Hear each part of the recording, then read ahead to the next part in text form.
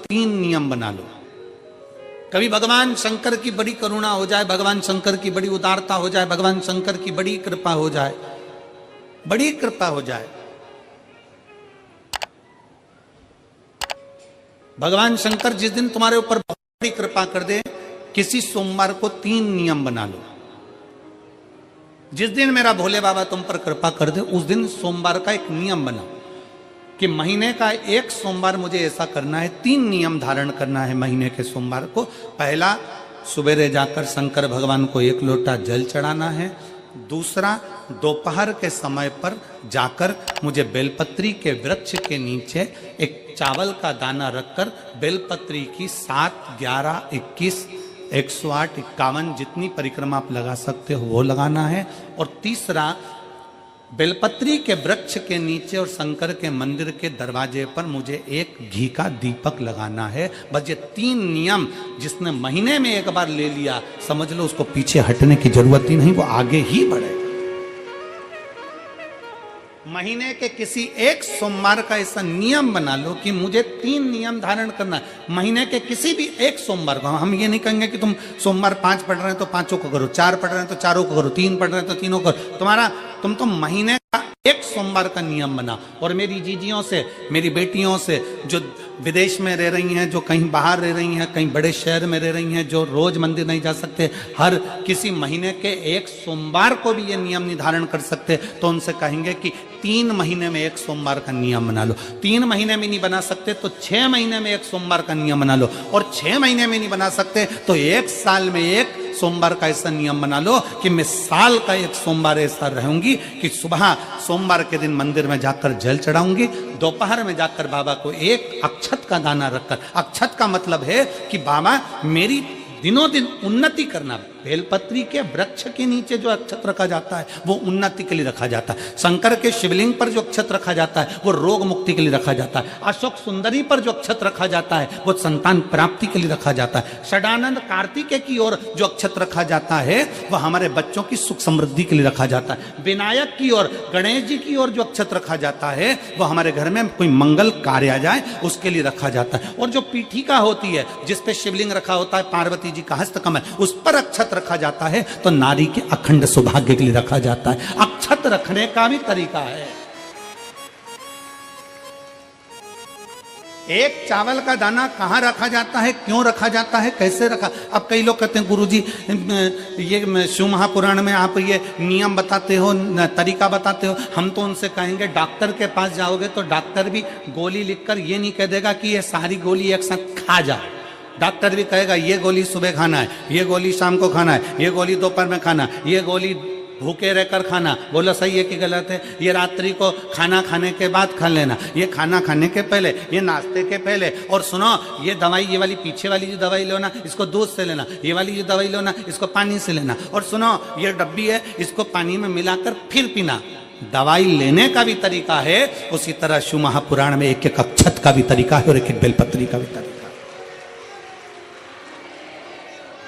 अब मान लो कई लोग कहते हैं गुरुजी आप ये तरीका बताते हो शिव पुराण के माध्यम से, कई लोगों के मन में संशय जागता है। तो अगर हम एक साथ चावल चढ़ा दे तो उसका क्या तरीका है। तो हमारा निवेदन है डॉक्टर जो दवाई ले एक ही बार में निपटा जाए, एक ही बार में खा ले। दवाई एक बार में पूरी खा गए असर नहीं करेगी, इसमें डॉक्टर का कोई दोष नहीं है। उसने तो बताया था ऐसे लेना, ऐसे लेना। और तुमने, मैं डॉक्टर साहब ने पूछा दवाई पूरी ली, शाम की दवाई भूल गई थी, सवेरे की दवाई भूल गई थी, ये दवाई भूल गई थी। डॉक्टर कहेगा हमने तो नियम बताया था, तुमने नहीं खाई तो असर कहाँ से करेगी।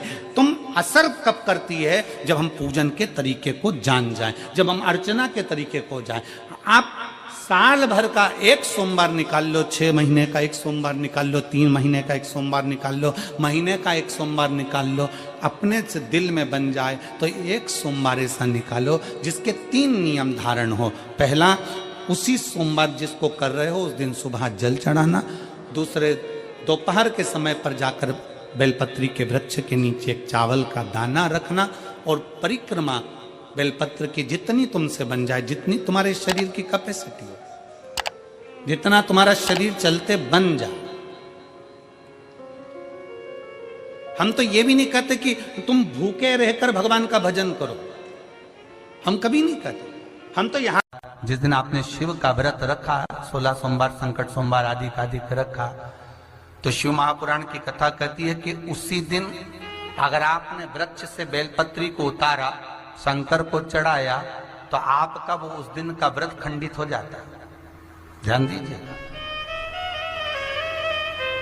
16 सोमवार हो, संकट सोमवार हो, शिवरात्रि हो, जितने भी भगवान शंकर की हम पूजन करते हैं या कोई विशेष उत्सव हम शंकर का कर रहे हैं, तो उस दिन बेलपत्र को नहीं उतारा जाता। बेलपत्र को एक दिन पहले उतारना चाहिए।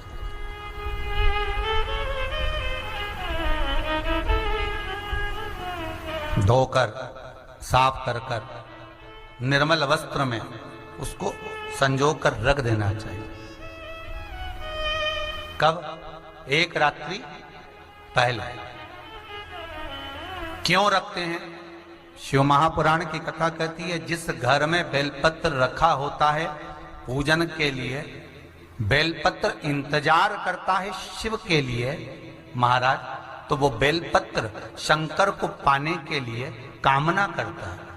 और जो जीव उद्यापन कर रहा है, संकट सोमवार, 16 सोमवार, पशुपति व्रत कर रहा है या शिव की आराधना कर रहा है, बेलपत्र शंकर को अति प्रिय है। तो ये बेलपत्र रात भर, क्योंकि शास्त्र कहता है, शिव महापुराण, स्कंद पुराण, लिंग पुराण, नर्मदा पुराण, पद्म पुराण, अग्नि पुराण, सारी पुराणों में एक चीज लिखी होती है कि आप भगवान का कोई भी उद्यापन करें, कोई भी व्रत करें, तो उससे पहले भगवान का कीर्तन करें। लिखा है कि नहीं लिखा? पढ़कर देखना, हर पुराण में मिल जाएगा कि रात्रि को कीर्तन करें, रात्रि को सत्संग करें, भजन करें। अब आप में से कितने लोग हैं जो रात भर कीर्तन करते हैं? एक रात्रि पहले नहीं करते ना। तो बेलपत्र जो उतार कर हम रखते हैं, वो बेलपत्र रात भर भगवान शिव की आराधना करता है कि इस नारी ने मुझे तैयार करा है शंकर को समर्पित करने के लिए। बाबा ओघड़दानी से कल मैं मिलूंगी और इसकी जो मनोकामना है ना, मैं शिव पर चढ़ते से पूरी करवा दूंगी। इसलिए बेलपत्र एक रात्रि पहले उतारा जाता।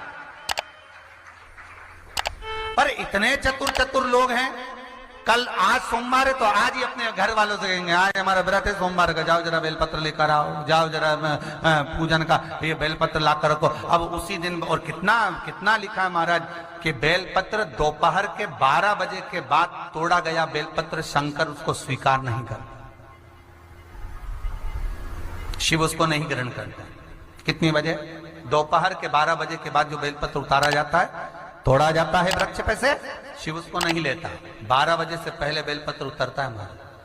तुलसी का दल आप कभी भी उतार सकते हो शाम से पहले, पर बेलपत्र का नियम है 12 बजे से पहले उतर जाना चाहिए। अब कई माताएं कहती हैं हमने तो व्रत करा, हमारा तो काम ही नहीं हो रहा, हमने तो करा, हमारा काम ही। तो उसका कारण है तुम जरूर गड़बड़ करिए, कुछ ना कुछ कमी। आप शिव जी के सम्मुख में शंकर भगवान के शिवलिंग पर जब बेलपत्र चढ़ता है, तो बेलपत्र का जो सीधा भाग होता है वो शिव जी के शिवलिंग पर होना चाहिए, उल्टा भाग ऊपर होना चाहिए। बहुत ध्यान से समझना हो। जब नंदीश्वर को बेलपत्र चढ़ाते हो, नंदी जो बाहर होता है उसको बेलपत्र चढ़ाते हो, तो नंदी को 2 जगह बेलपत्र चढ़ती है, आपको ध्यान में होगा। पहली बेलपत्र नंदी को जब चढ़ती है तो नंदी के सामने चढ़ती है, तो उसका बेलपत्री का जो डंडी का मुख है वो नंदी की ओर होता है, और बेलपत्री की पत्ती का मुख शंकर जी की ओर होता है। समझ में आ रहा है सबको? डंडी का मुख, जैसे नंदी ऐसे बैठा है तो डंडी का मुख नंदी की ओर होगा, पत्ती का मुख शिव के, और ये सीधी की सीधी नंदी के सामने नीचे रखा जाती है, नंदी के सम्मुख। और एक बेलपत्र जब नंदी के ऊपर चढ़ती है तो डंडी का मुख शिव जी के ऊपर होता है, और इस पत्ती का मुख नंदी के सिर पर नंदी की ओर होता है। ये दोनों में बहुत अंतर है महाराज। जैसे कोई बच्चा कोई कंपटीशन एग्जाम के लिए जा रहा हो या कोई परीक्षा देने के लिए जा रहा हो, और पढ़ाई करे, स्मरण करे, तैयारी करे, वो अपनी जगह पर है। और ऐसा नहीं होता कि बच्चे पढ़ते नहीं है या तैयारी नहीं करते, करते हैं। इसके बाद भी अगर उनका इंटरव्यू में पास नहीं होते या एग्जाम में पास नहीं होते तो उसके लिए ये दोनों बेलपत्री बड़ी काम करती है। बहुत ध्यान देना, जो नंदी के सामने बेलपत्र रखकर जाना, शिव जी के सम्मुख में बेलपत्र रखकर जाना, मतलब नंदी के सम्मुख में जब रखाएगी तो डंडी जम के बोलिए कहाँ होना चाहिए, नंदी की ओर, और जब ऊपर रखाएगी तो डंडी शिव की ओर हो। ये दो बेलपत्र रखकर शिव जी का स्मरण कर कर जाएं, कार्य सफलता की ओर बढ़ता है। कोई काम के लिए आप जा रहे हैं तो उसमें सफलता मिल जाती है, उसमें सफलता प्राप्त हो। शिव जी को बेलपत्र चढ़ा रहे हो, जो चिकना भाग है सीधा भाग शिव जी के ऊपर, शंकर भगवान के ऊपर। थाली में अगर शिवलिंग का निर्माण कर रहे हो, पार्थिव शिवलिंग का निर्माण कर रहे हो, तो थाली में जब बेलपत्र रखोगे तो सीधी रखोगे, फिर उसके ऊपर शिवलिंग का निर्माण करो। अगर आप निर्माण करते हैं पार्थिव शिवलिंग का और बनाते हैं बेलपत्र का, बोलो सही है कि गलत है? प्रतिदिन बेलपत्र खाओगे शंकर मंदिर की तो मुख में कई बार छाले भी पड़ जाते हैं, सत्य है कि गलत है? शिव महापुराण की कथा कहती है अति सर्वस्व वर्जते। आपको अगर बेलपत्र खाना है, हफ्ते में 2 खाओ, हफ्ते में 3 खाओ। मुंह में अगर छार छार हो रहा है, छाले पड़ रहे हैं, तो बेलपत्र को, शिव जी की चढ़ी हुई बेलपत्र को सुखाकर चूरा बनाकर इतनी सी चुटकी भर खा लिए, पानी पी लिया। लीवर गड़बड़ हो गया है, डायलिसिस चल रहा है, किडनी गड़बड़ हो गई है, डॉक्टर बोल रहा है कि डायलिसिस करवाना पड़ेगा, तो बेलपत्री के पीछे की जो डांट होती है, जिसको आप लोग तोड़ के फेंक देते हैं, वो बेलपत्री के पीछे की जो डांट है, ये ब्रह्मा विष्णु महेश, समझ में आ रहा है आप लोगों को? बीच में जो डंडी दिख रही है आपको, इसके बीच में बड़ी पत्ती और 2 पत्ती के बीच में जो खाली जगह है, ये खाली जो डंडी है, इसमें 33 कोटि देवी देवताओं का स्थान होता है। किसका स्थान है? 33 कोटि देवी देवताओं। इसलिए बेलपत्र चढ़ाते समय बेलपत्र को इस जगह से पकड़कर समर्पित किया जाता है कि 33 कोटि देवी देवताओं का स्पर्श कर कर, ब्रह्मा विष्णु महेश का स्पर्श कर कर चढ़ाया जाता है। बेलपत्री के नीचे की जो डंडी होती है, ये 2 पत्ती से लेकर नीचे का जो भाग होता है, ये स्कंद पुराण कहती है, इसमें 64 योगनियां और मेरी माता पार्वती का संपूर्ण जितनी शक्तियां हैं, वो सारी शक्तियां इस डंडी के अंदर विराजमान होती हैं। इस डंडी के पीछे एक गोखरू होता है, जिसको माताएं तोड़ देती हैं। वो जो टूटा हुआ गोखरू रहता है, उसमें भगवान शंकर के प्रत्येक गण का भाव रहता है। इनका काम क्या रहता है? जब शरीर में किसी व्यक्ति के जीवन में जब दुख तकलीफ या रोग बढ़ता है, तो वो गोखरू जो नीचे का रहता है, वो टूटा हुआ गोखरू अशोक सुंदरी वाली जगह पर चढ़ाकर हफ्ते में 2 बार उसको चबा चबा कर अगर खा लिया जाए तो डायलिसिस की जरूरत नहीं पड़ती, डायलिसिस छूट जाता है, लीवर और किडनी काम करना प्रारंभ कर देते।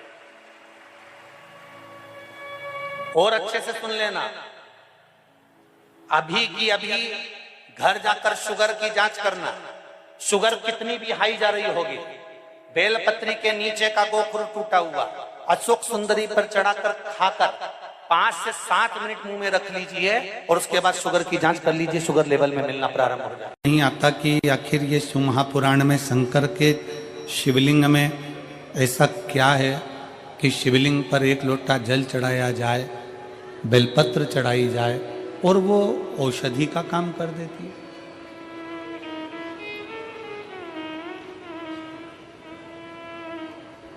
ऐसा शंकर भगवान की कथा में ऐसा क्या है कि जो दिल से श्रवण करने बैठता है, दिल से सुनने के लिए बैठता है, और शंकर की कथा उसका भंडार भर देती है।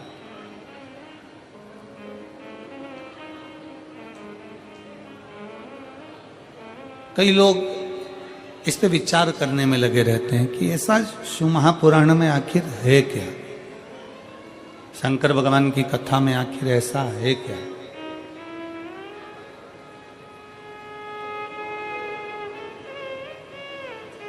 और फिर निवेदन है, कहानी कथा उसकी होती है जो संसार में है ही नहीं। शिव महापुराण की कथा कहती है कि शंकर भगवान की ये शिव पुराण ये कथा नहीं, ये कहानी नहीं, शिव महापुराण तो स्वयं शंकर का एक स्वरूप है। जब हम सुनते हैं तो शंकर को अपने करीब में बुला लेते हैं और अपने पास। पुराण की कथा कहती है आपका चेहरे की दशा, हाथ जो जल चढ़ा रहा है उसका कंपन, जो पात्र आया है उसकी दशा, और आपने जो अपने घर का मटके का, हंडे का, बाल्टी का एक लोटा जल शंकर को जो चढ़ाया, वो जल से भगवान शंकर समझ जाते हैं कि तुम्हारे घर की दशा क्या है और तू क्या मांगने आया है और तुझे देना क्या है।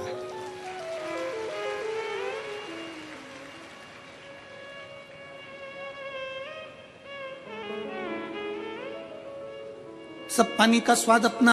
मेरा दूसरा बेटा कार्तिक है, वो तो मोर पर बैठकर पूरी पृथ्वी की परिक्रमा करने गया है। गणेश जी ने बुद्धि से तुम्हारी परिक्रमा करी, वो शरीर से लगाने गया है, और तुमने पूरा की पूरा वर, तुमने पूरा की पूरा आशीर्वाद गणेश जी को दे दिया। प्रथम गिनती में आने का षडानंद कार्तिकेय को कुछ नहीं दिया। ये तो गलत बात है प्रभु। तुम्हारी परिक्रमा लगाई गणेश जी ने और तुमने सब कुछ दे दिया। शंकर भगवान की आंख में भी जल भर गया। पार्वती मांग, आज तू जो बोलेगी ना मैं वो दे दूंगा। पार्वती जी कहती हैं अब क्या मांगू आपसे, बस इतना कृपा कर दो, आज के बाद आपकी कभी परिक्रमा ना हो, बस इतना वर दे दीजिए। आज के बाद आपकी कभी परिक्रमा ना हो। शंकर जी ने पूछा मेरी परिक्रमा नहीं हो, सारे देवताओं की परिक्रमा होगी और मेरी ना हो। पार्वती जी कहती हैं आपकी परिक्रमा होती है, कोई अगर भूल से भी आपकी परिक्रमा लगा लेता है तो आप उसके जो मांगे वो दे देते हो, इसलिए आपसे निवेदन है कि आपकी कभी परिक्रमा ना हो। शंकर जी ने वर दे दिया, मेरी परिक्रमा पूरी नहीं होगी, आधी होगी, आधी परिक्रमा होकर वापिस आ जाए। फिर शंकर भगवान बोले पार्वती फिर सुन ले, तूने मेरी परिक्रमा रोकी है पर तेरी परिक्रमा तो नहीं रुकी। पार्वती जी कहती है नहीं प्रभु। शंकर भगवान ने कहा पार्वती मैं तेरे हृदय में निवास करता हूं, मैं तेरे दिल में निवास करता हूं, मेरे चित्त में निवास करता हूं, मैं तेरे दिल में रहता हूं, मैं तेरे हृदय में रहता हूं। और यही तो भारत भूमि की पहचान है।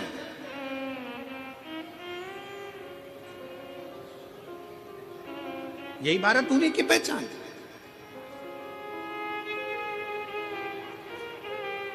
काशी में कथा चल रही थी, समय लग सकता है पर देने में बाबा कमी नहीं रखता। शिव मंदिर में लगाई झाड़ू, शंकर के मंदिर में करी गई सेवा, और शंकर के शिव महापुराण में आए हुए भक्तों की सेवा का फल खाली नहीं जाता।